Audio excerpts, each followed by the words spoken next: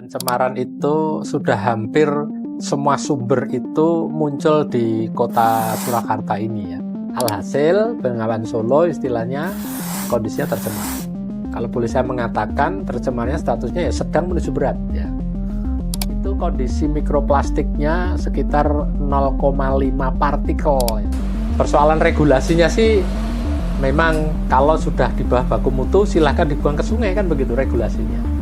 Cuman persoalannya kan di bawah baku mutu itu bukan berarti tidak ada bahan pencemar. Ada bahan pencemar sedikit karena di bawah baku mutu, ya kan? Maka boleh itu dibuang. Ketika itu satu perusahaan, lah ini seandainya ratusan perusahaan berarti kan multiplikasinya ratusan konsentrasi dari kecil ini kan jadi menjadi besar.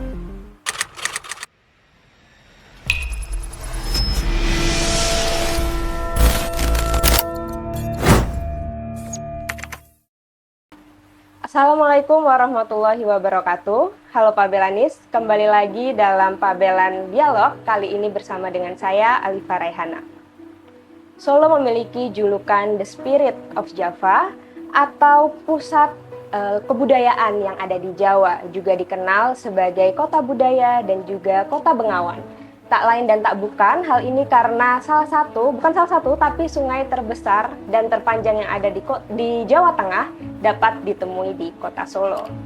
Namun di balik itu semua, seiring dengan perkembangan zaman, dengan perkembangan industri budaya modern, mulai muncul beberapa masalah yang memprihatinkan. Salah satunya adalah masalah lingkungan yang mulai mencekik alam kota Solo. Dari pencemaran aliran Sungai Bengawan hingga pencemaran yang berada di daerah TPA Putri Cempo yang cukup mengenaskan. Masalah yang lebih mengerikan ternyata justru ada pada hal-hal yang tidak terlalu terlihat mata, salah satunya dari sampah plastik dengan ukuran yang sangat kecil atau yang biasa kita sebut dengan mikroplastik yang mungkin ada di sekitaran kita atau bahkan sudah kita konsumsi melalui ikan ataupun daging yang tersaji di piring makan kita. Nah, sebelum lanjut ke dialog, jangan lupa untuk teman-teman klik like, komen, dan juga subscribe channel YouTube kita. Baik, sekarang kita akan masuk ke sesi diskusi. Kita akan membahas lebih lanjut dan juga lebih mendalam tentunya permasalahan lingkungan ini dari sisi keilmuan dan juga sains. Untuk itu, saat ini di tengah-tengah kita sudah hadir Guru Besar Fakultas MIPA Universitas Negeri 11 Maret, Profesor Dr. Prabang Setiono, SSI, MSI. Selamat datang, Bapak. Ya, selamat datang. Apa kabarnya, Pak? Baik. Alhamdulillah. Jadi, Prof. Prabang ini guru besar yang bukan hanya aktif di bidang penelitian, tapi beliau itu juga sangat aktif di bidang pengabdian masyarakat, khususnya yang menyinggung isu lingkungan. Luar biasa sekali, Prof. Baik, mungkin kita langsung saja ke pertanyaan pembuka mengenai pendapat Prof tentang masifnya pencemaran lingkungan yang ada di kota Solo ini. Ya, yang jelas pencemaran itu kan tidak bisa kita hindari ya. Okay. Tapi pencemaran itu bisa dikurangi gitu kan ya. Karena setiap ada pola perilaku dari manusia itu sendiri, pola konsumsi dan seterusnya, pasti itu akan menimbulkan apa yang disebut dengan limbah atau kalau dalam melebihi baku mutu disebut namanya pencemaran. Dan itu tidak bisa kita hindari. Itu pasti ada, kan begitu. Ya. Kalau dilihat sampai detik ini sebenarnya sudah sejauh mana, Prof, pencemaran itu dan sudah semembahayakan apa sih bagi lingkungan kita? Jadi pencemaran itu sudah hampir semua sumber itu muncul di kota Surakarta ini ya. Jadi setelah definisi pencemaran itu kan masuknya atau dimasukkannya ya.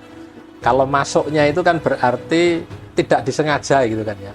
Kemudian kalau dimasukkannya kan berarti disengaja, yaitu SAT ya. SAT itu bisa padat cair gas ya, jadi bisa udara, bisa air. SAT, kemudian komponen lain bahan-bahan sintetik ya. Kemudian makhluk hidup gitu kan ya. SAT, kemudian komponen lain, kemudian makhluk hidup gitu ya. Yang melebihi dari baku mutu yang telah ditetapkan kan begitu. Dan itu semuanya ada. Di udara sudah terjadi pencemaran ya kan. Kemudian di air sudah terjadi pencemaran. di darat atau dalam hal ini adalah di tanah, sudah ada pencemaran tanah dan seterusnya. Jadi kalau seandainya bicara pencemaran, ya sebenarnya di depan kita, di sekitar kita pun ya sebenarnya sudah ada. Kira-kira menurut analisis Prof, kita tahu juga Solo itu salah satu kota industri di Jawa Tengah, banyak sekali industri tekstil dan juga lainnya. Nah, itu apakah menjadi salah satu pemicu tingginya pencemaran, termasuk yang ada di aliran Sungai Bengawan? Yang setahu saya itu kan sebenarnya untuk limbah sebenarnya sudah ada standar mutunya, analisis masalah dampak lingkungannya dan lain-lain. Itu apakah yang salah di ketatnya pengolahan limbahnya, atau memang terlalu banyak oknum yang melanggar aturan pengolahan limbah? Ya sebenarnya sangat kompleks ya masalahnya pencemaran itu. Jadi kalau tadi menyinggung tentang industri tekstil ya, sebenarnya bahan pewarna salah satu contohnya ya. Itu memang ya sampai saat ini memang agak susah untuk didegradasi ya. Sehingga bisa kita lihat biasanya kalau seandainya industri itu masih terpisah-pisah seperti di Kampung Batik Laweyan begitu kan ya. Itu kan istilahnya terpisah-pisah itu. Maka sebenarnya idealnya memang sudah dibuat IPAL komunal bagaimana. Tapi senyatanya ya industri rumah tangga itu istilahnya kadang membuang bahan pewarna itu ya langsung ke parit kecil. Ujungnya parit kecil nanti larinya ke parit sedang hingga akhirnya sampai ke sungai juga kan begitu kan ya. Nah ini artinya banyak lolosan seperti itu. Jadi dari segi bahan pewarna pun itu juga potensial untuk mencemari. Kemudian yang tidak kalah pentingnya bahan baku. Bahan baku tekstil itu kan ada yang dari nilon, kemudian polistiren ya. Itu ternyata ketika kemudian mereka masuk di pencucian, kadang menyisakan yang namanya mikroplastik ya. Mikroplastik jenisnya fiber itu kan. Istilah kayak serat-serat kecil itu kan ya. Jangan diabaikan itu karena bahan bakunya memang dari dari plastik itu sendiri, dari nilon itu kan ya. Nah, ini juga mau tidak mau yang selalu kita abaikan karena barang yang tidak kelihatan. Nah, gitu. Tapi itu memang ada terus gitu kan ya. Nah, ini dari tekstil otomatis itu menyumbang terbesar ya pencemaran dari aspek mikroplastik di perairan. Gitu. Selain dari mungkin limbah industri, kalau pengelolaan sampah masyarakat dan sampah kota di Solo, menurut Prof bagaimana? Apakah sudah sesuai dengan standar atau masih banyak yang perlu diperbaiki? Ya sebenarnya Solo ini sudah mendekati ideal dari aspek regulasi. Jadi kita punya Perda nomor 4 tahun 2022 ya. Sampah tidak boleh menginap ya kan? Seperti halnya tamu di RT aja gitu kan. Artinya sebelum 24 jam sampah harus diangkut. Yaitu semuanya istilahnya nanti diangkut akhirnya di TPA. TPA Putri Cempo kalau di sana. Nah, ketika sampah diangkut di TPA Putri Cempo itu, di sana idealnya akan dikonversi menjadi energi listrik, menjadi listrik ya. Jadi sana punya kapasitas tampungnya itu mesinnya namanya teknologi gasifikasi itu 550 ton per hari. Padahal sampah kota Solo itu, saya bicara idealnya dulu ya, itu 380 ton per hari. Logikanya kan sebenarnya semua terolah semua gitu loh. Ini di atas kertas. Tapi senyatanya ternyata yang baru terolah sekitar 50 sampai 100 ton saja. Berarti kan sisanya sekitar 200 tonan lebih. Itu kan mau tidak mau ditumpuk. Baik Prof, mungkin sebelum masuk ke TPA Putri Cempo kita balik lagi ke Sungai Bengawan. Kita tahu ya Prof, beberapa minggu atau beberapa bulan lalu itu sempat terjadi banjir di Solo. Nah, itu apakah salah satu akibat dari tercemarnya Sungai Bengawan? Nah, kalau seandainya saya melisting gitu kan ya, ada beberapa gitu kan ya. Salah satunya memang itu. Jadi sampah itu kan karena mereka bulky ya, padat itu ya, sehingga resiko terjadi penyumbatan ya, saluran itu kan tinggi. Nah, ketika terjadi penyumbatan wajar kalau air itu akan mencari jalannya sendiri. Cari jalannya sendiri, salah satunya meluap. Orang mengatakan ya tergenang. Tergenang kalau tinggi ya orang menyebutnya banjir kan begitu kan. Jadi hal seperti itu ya sampah itu salah satunya ya akan menyebabkan banjir. Baik Prof, sekarang lanjut ke TPA Putri Cempo. Itu sempat terjadi juga adanya kebakaran. Nah, itu selain berpengaruh pada polusi udara, mungkinkah itu juga akan membawa mikroplastik yang akhirnya dikonsumsi oleh hewan ternak dan nantinya juga akan konsumsi ke kita? Jelas, kalau dalam sebuah rantai ya, rantai siklus ya, bahan pencemar itu ya, sebenarnya kan plastik itu kan semakin ditumpuk ya, semakin terkena sinar matahari terik, mereka kan akan mengering ya. Nah, jadi fragile ya, merapuh plastik itu.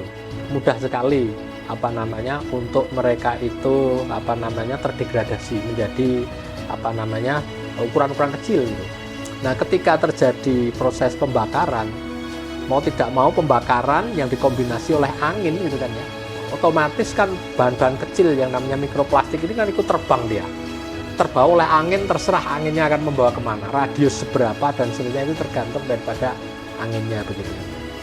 Nah, otomatis mau tidak mau mereka akan terdeposisi, akan diendapkan kalau memang sudah tidak terbawa oleh angin, entah pada radius berapa gitu kan ya. Ada yang kemudian transit di air, ada yang transit di lantai, ada yang transit. Nah, itulah mikroplastik yang memang barang kecil tidak kelihatan gitu. Karena ukurannya kan di bawah 5 mm gitu kan. Nah, otomatis kalau itu transitnya di makanan yang memang itu dikonsumsi oleh ternak gitu kan ya. Ya mau tidak mau dalam rantai makanannya dia akan masuk ke dalam tubuh ternak itu. Dan ingat, mikroplastik itu kan rantai karbon yang dianggap sebagai benda asing di dalam tubuh. Mereka terakumulasi dalam satu organ, ada yang di pernapasan gitu kan ya. Bahkan penelitian terakhir itu ada yang sampai ke aliran darah kalau memang itu sudah agregatnya kecil gitu kan ya. Bahkan ditemukan katanya di plasenta. Ini kan wah, ini saya malah jadi ngeri-ngeri sedap gitu kan ya, melihat perilaku rantainya dari mikroplastik ini gitu. Berarti daerah, bisa dikatakan daerah sekitaran TPA Putri Cempo itu sudah tidak ideal lagi ya, Prof? Bila ada... Ya, kalau bisa ideal, tidak ideal memang, tidak ideal. Ya. Karena sudah tidak ada pilihan, orang sana tinggal di situ. Nah. Betul. Baik, nah ini juga sempat ada isu terkait dengan penutupan TPA Putri Cempo, Prof. Nah, itu kira-kira bagaimana? Benarkah isu tersebut? Ya, saya sekaligus meluruskan. Ya. Sebenarnya kata penutupan itu kan bias ya. Sebenarnya bukan ditutup, hanya ingin di bahasanya itu dievaluasi total ya, atau diaudit lah bahasa kerennya itu. Dari kapasitas optimal 550 ton sampah per hari, PLTSA hanya mampu mengolah 50 hingga 160 ton per hari. Efisiensi konversi termal turun di bawah 30% sehingga daya yang disalurkan ke PLN hanya mencapai 1 hingga 1,5 MW dari target 8 MW. Situasi diperparah oleh lonjakan sampah pasca mudik Lebaran 2026 yang mencapai 400 ton per hari. Akibatnya, lebih dari 200 ton sampah harian gagal diolah menjadi energi listrik bernilai 13,3 sen USD per kWh dan menumpuk sehingga beresiko memicu kebakaran. Ya sampah mau tidak mau ya mungkin ada di pinggir jalan dan terjadi darurat sampah kalau memang ditutup.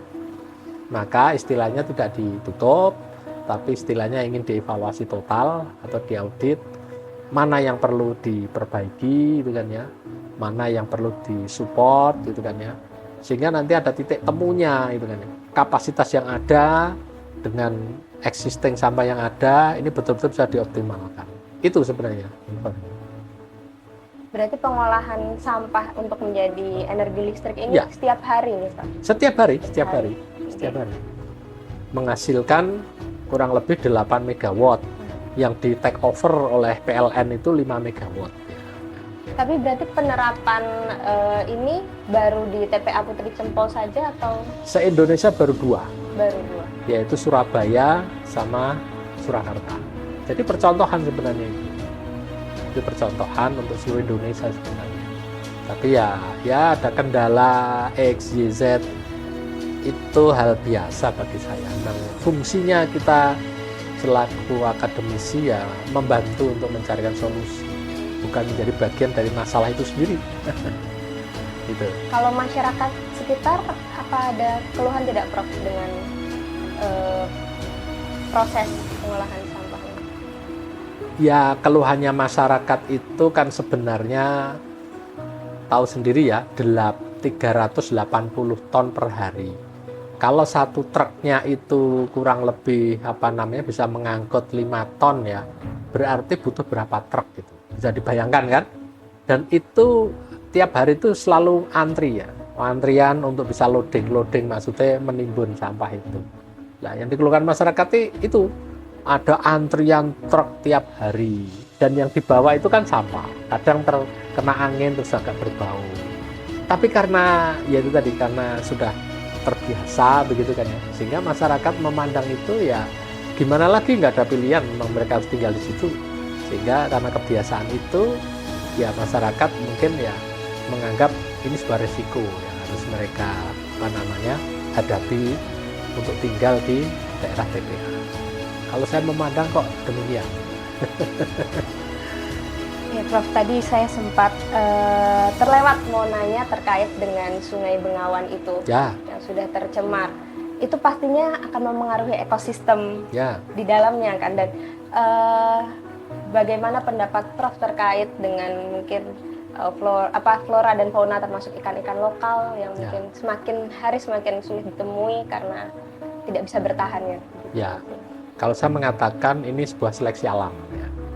Jadi Sungai Bengawan Solo itu kan sebenarnya banyak dialirkan dari ipal-ipal itu ya, instalasi pengelolaan limbah industri-industri yang ada sekitarnya. Persoalan regulasinya sih memang kalau sudah di bawah baku mutu silahkan dibuang ke sungai kan, begitu regulasinya. Cuman persoalannya kan di bawah baku mutu itu bukan berarti tidak ada bahan pencemar. Ada bahan pencemar sedikit karena di bawah baku mutu, ya kan? Maka boleh itu dibuang. Ketika itu satu perusahaan, lah ini seandainya ratusan perusahaan, berarti kan multiplikasinya ratusan konsentrasi dari kecil ini kan menjadi besar. Alhasil Bengawan Solo istilahnya kondisinya tercemar. Kalau boleh saya mengatakan, tercemarnya statusnya ya sedang menuju berat. Ya. Nah, kalau seandainya kondisi tercemar, kalau ikan-ikannya itu ikan-ikan yang endemik, yang natural, wajar kalau mereka tidak bisa bertahan hidup. Otomatis seleksi alamnya adalah jenis-jenis ikan yang memang mereka kuat terhadap kondisi tercemar, yaitu ikan sapu-sapu contohnya saja. Itu semakin banyak mereka tumbuh. Gitu. Dalam rantai makanan seperti itu. Dan ini otomatis keanekaragaman hayatinya juga akan turun drastis ya. Kondisi lingkungan di kota Solo semakin mengkhawatirkan akibat pencemaran mikroplastik. Berdasarkan riset Ekoton, kandungan mikroplastik di wilayah Hulu Bengawan Solo masih berada pada angka 0,5 partikel per liter air, namun meningkat tajam menjadi 20 partikel per liter saat memasuki kawasan Kampung Sewu. Pencemaran ini mengancam ekosistem sungai karena partikel mikroplastik telah ditemukan mengontaminasi sistem pencernaan ikan-ikan asli Bengawan Solo, menyebabkan penurunan drastis populasi ikan lokal dan menyisakan dominasi ikan sapu-sapu sebagai indikator tercemarnya perairan.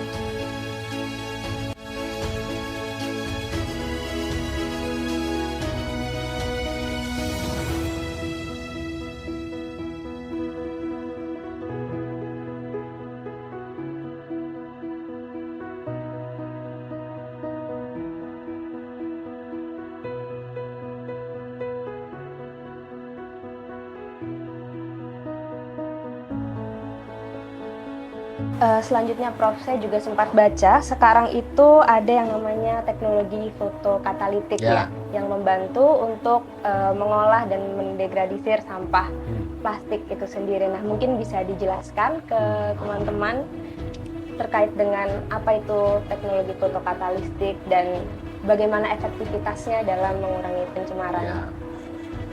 Fotokatalitik, foto itu kan dari kata sinar matahari ya, foto ya. Katalitik berarti kan ada katalis yang itu.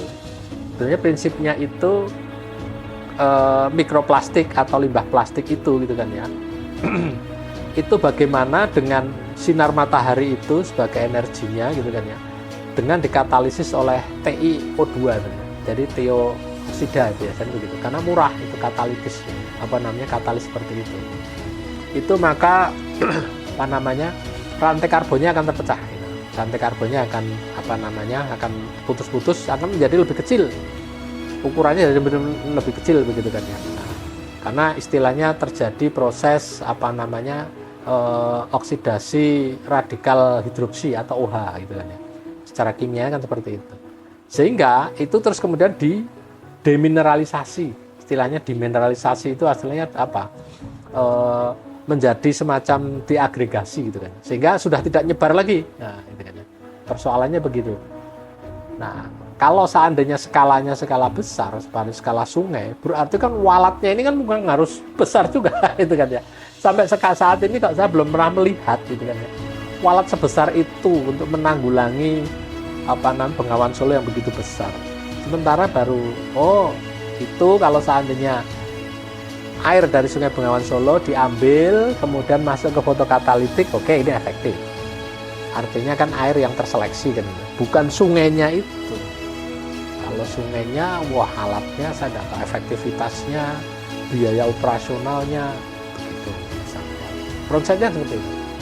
Berarti belum sampai tahap penerapan langsung ya Pak yang teknologi fotovoltaik ini. Penerapan langsung ke badan airnya kelihatannya belum. Masih yaitu tadi. Kalau ingin diminum, tolong airnya dilalui dulu alat fotokatalitik ini sehingga airnya jadi bersih memang. Ya kalau itu.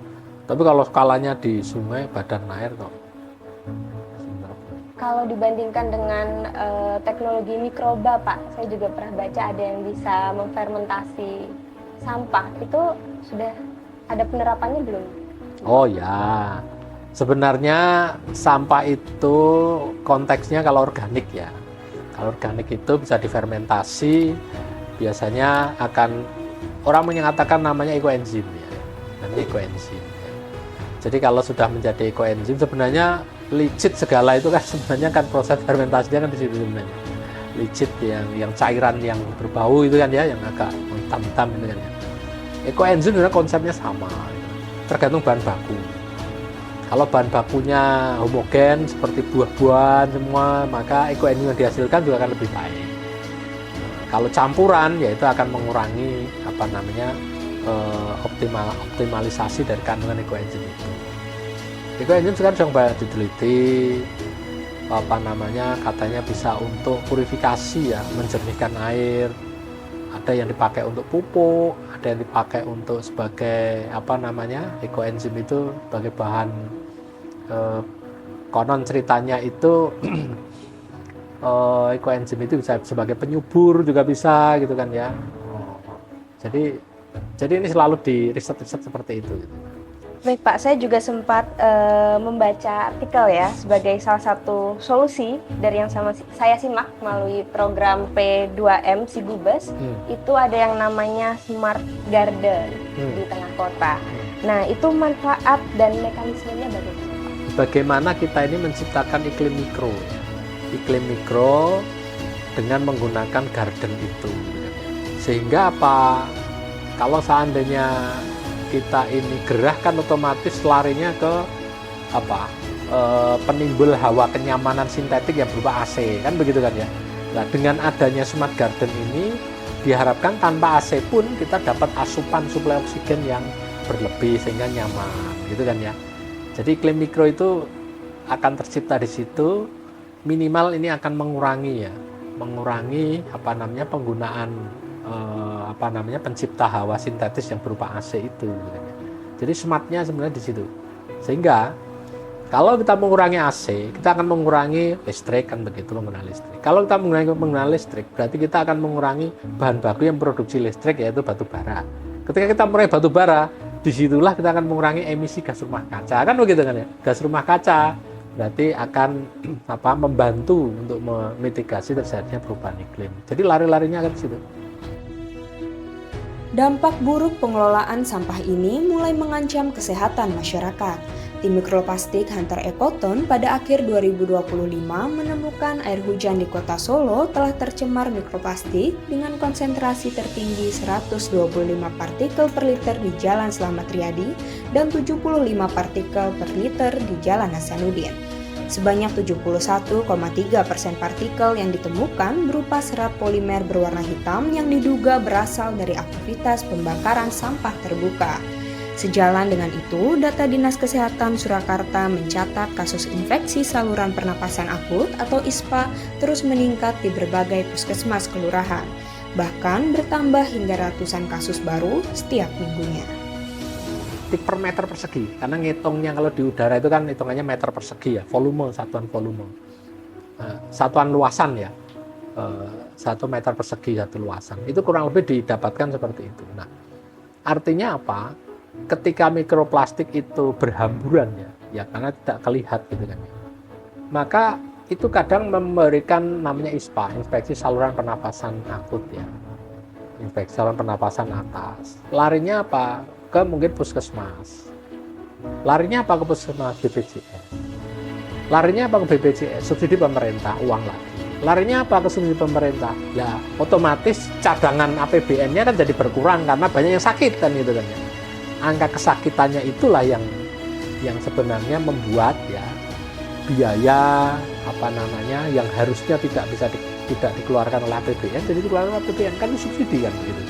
Jadi keekonomiannya sebenarnya seperti itu yang saya maksud.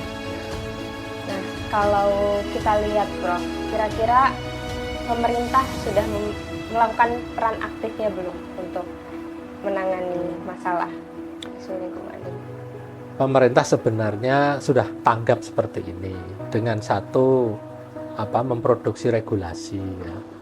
Regulasinya itu bagaimana agar kalau seandainya mau mendirikan saja loh, bagaimana mendirikan yang ramah lingkungan, industri yang ramah lingkungan. Dengan apa?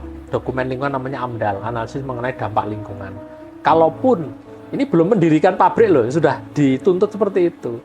Kalaupun nanti potensi menimbulkan dampak mikroplastik, ini diantisipasi dengan apa? Dengan alat seandainya. Alatnya apa? Wet scraper atau apa tunjukkan. Karena ini sebagai testimoni calon investor itu apabila membangun pabrik ya pabrik yang ramah lingkungan. Pemerintah sebenarnya sudah ada upaya seperti itu. Oke, mungkin selanjutnya Prof, solusi yang bisa Prof sampaikan kepada masyarakat agar turut mengatasi masalah ini, mungkin dari hal-hal sederhana seperti pengelolaan sampah rumah tangga. Ya, yang jelas partisipasinya itu partisipasi aktif dari masyarakat. Masyarakat tidak boleh pasif ya, tapi aktif. Ya. Kemudian yang kedua, bagaimana agar permasalahan sampah itu masyarakat ikut memiliki masalah. Ya. Nah, sekarang ini kan menganggap ya masyarakat itu belum memiliki masalah secara utuh karena udah yang penting sebulan saya iuran 50.000, sebulan iuran 35.000. Dianggap sampah itu udah urusannya yang taruhlah pembawa sampah, kemudian Dinas Lingkungan Hidup selesai. Itu salah sebenarnya. Sekarang harus berubah paradigma. Saya yang menghasilkan sampah, maka saya pun juga harus berpikir bagaimana mengatasi sampah ini gitu kan. Kalau udah seperti itu maka pemerintah jadi mudah. Silahkan kalau kayak gitu bantu kami pemerintah memilah sampah. Dipilah ya. Organik, ada yang plastik, kemudian ada yang beling, kaca, sisa bangunan itu dipilah. Konteksnya apa? Ketika sampah itu homogen, misalnya besi-besi semua ya andainya, kaca-kaca semua, tidak ada yang tidak bisa diolah, sudah percaya saya. Pemerintah Kota Solo sebenarnya telah menerapkan Perda Nomor 4 Tahun 2022 yang melarang sampah menginap lebih dari 24 jam. Namun, kondisi TPA Putri Cempo justru menjadi bom waktu. Audit teknis multidimensi oleh Sampah Watch dan PT Sentra Rekayasa Enviro pada April 2026 menemukan bahwa proyek pembangkit listrik tenaga sampah atau PLTSA mengalami hambatan karena dominasi sampah makanan basah yang menurunkan kualitas gas sintetis. Nah, mungkin karena kita juga dari pers mahasiswa ya. Nah, kira-kira peran apa nih yang bisa mahasiswa berikan untuk menangani masalah ini? Yang jelas mahasiswa itu kan brandnya kan sebagai intelektual muda, ya kan ya. Sehingga mahasiswa inilah sebagai corongnya sebenarnya. Corongnya dari berbagai lini sebenarnya. Corongnya pemerintah juga bisa, mereka bagaimana mensosialisasikan regulasi. Sebagai corongnya seorang akademisi juga bisa, karena bisa mendefinisikan pengelolaan sampah ini secara sederhana dengan bahasa masyarakat. Mahasiswa istilahnya bahasanya itu semangatnya yang begitu tingginya gitu kan ya, tanpa putus asa ya menanggulangi. Sehingga pesannya kepada pers mahasiswa ini, kalau bisa jangan jangan bosan-bosannya juga tolong diklasifikasi ya, mana informasi yang hoax ya, yang tidak produktif atau kontraproduktif gitu kan ya. Sehingga ini tugasnya pers mahasiswa, ya kan. Contoh seperti tadi TPA Batu Cempol ditutup, ini kan berarti kan harus waktu itu mencari penyeimbang gitu kan ya. Artinya pendapat penyeimbangnya apa benar toh sebenarnya kalau TPA itu mau ditutup. Oh ternyata tidak ditutup, hanya dievaluasi, dioptimasi. Nah ini kan tugasnya pers mahasiswa ini. Tapi kalau seandainya hanya informasi yang searah gitu kan ya, ya otomatis tidak ada penyeimbang. Ya, itu pesannya. Baik, terakhir Prof, mungkin pesannya untuk di Hari Lingkungan ini. Ya, pesannya di Hari Lingkungan ini bahwa jadikanlah lingkungan itu sebagai masa depan kita. Jadi masa depan kita itu bukan hanya perbaikan atau pertumbuhan ekonomi saja yang konon tahun ini 5,61% katanya. Bukan itu. Tapi bagaimana agar lingkungan hari ini bisa lebih baik ya daripada hari kemarin, dan lingkungan ke depan bisa lebih baik daripada hari ini. Itu yang harus kita. Bukan hanya pertumbuhan ekonomi saja yang baik. Lingkungan juga berhak untuk baik. Dengan berbagai indikator tentunya. Itu. Baik, terima kasih sekali Prof untuk sudah menyempatkan dan berkenan hadir di dialog kita kali ini. Mungkin sekian dulu sesi dialog kita kali ini. Bagi teman-teman saya ucapkan terima kasih juga, semoga diskusi kita bermanfaat, dan ingat tadi pesan dari Prof ya, lingkungan itu juga adalah masa depan kita dan kita harus berusaha membuat lingkungan yang lebih baik. Hari ini harus lebih baik dari kemarin dan di masa depan juga harus lebih baik dari hari ini. Saya Alifa undur diri, terima kasih. Wassalamualaikum warahmatullahi wabarakatuh.